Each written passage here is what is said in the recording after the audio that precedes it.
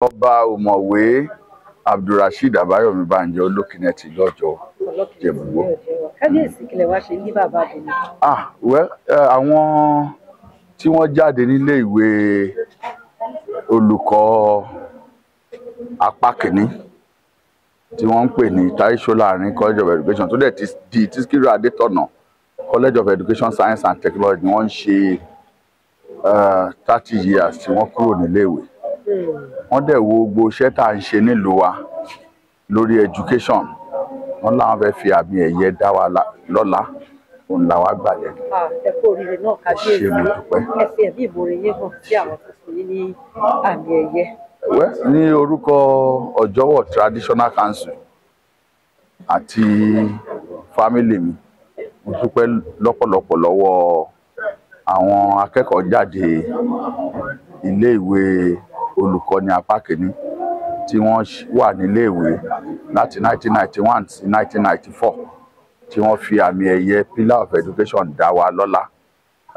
Ó jẹ́ nǹkan ìwúrí fún wa, and ó jẹ́ nǹkan tó jẹ́ pé a tún máa jẹ́ ká tẹ̀síwájú ní gbogbo nǹkan tá à ń ṣe lórí ẹ̀kọ́.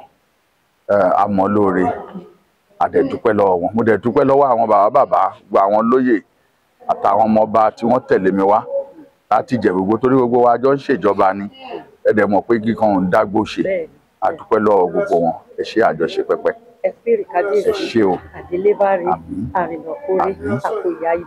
Lẹ́ẹ̀kan sí ẹ bá wa dárúkọ yín. Orúkọ mi ni Aláìlúwà Ọba Omowe AbdulRasheed Abayomi Banjo Olokinne ti lọ́jọ́ Ijebu. A profile of Ọba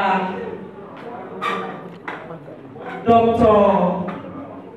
AbdulRasheed Abayomi Banjo.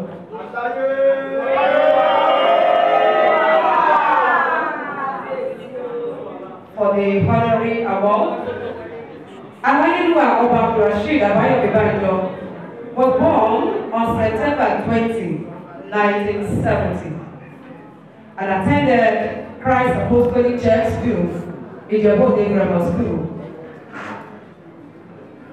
Kenko High School, and Abusio Dumari Academy for his primary and secondary education, respectively.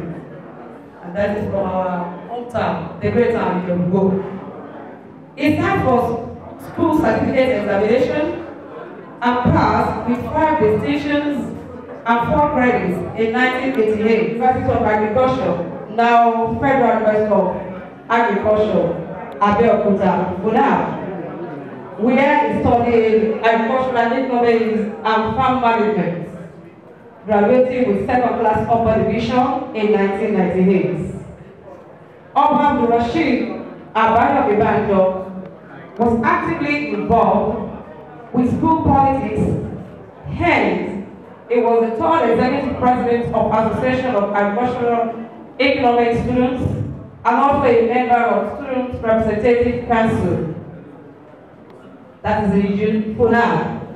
Aláyélúwà AbdulRasheed Abayomi Banjo served with United Bank for Africa (UBA) and was subsequently retained after service to take up his banking career.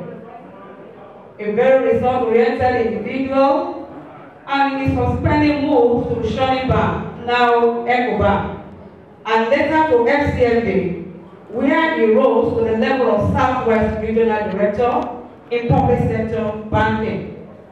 Oba AbdulRasheed has substantive interest in agriculture and real estate and passion for education.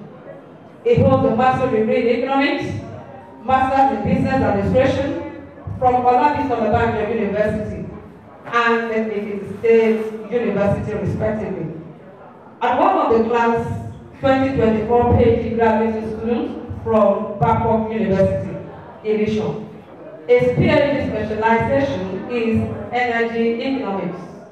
Oba AbdulRasheed Abayomi Banjo was enthroned as Olokinne of Ojowo on 24th May 2019 and is currently the Secretary of Ijebu and Ijebu North Council of Obas.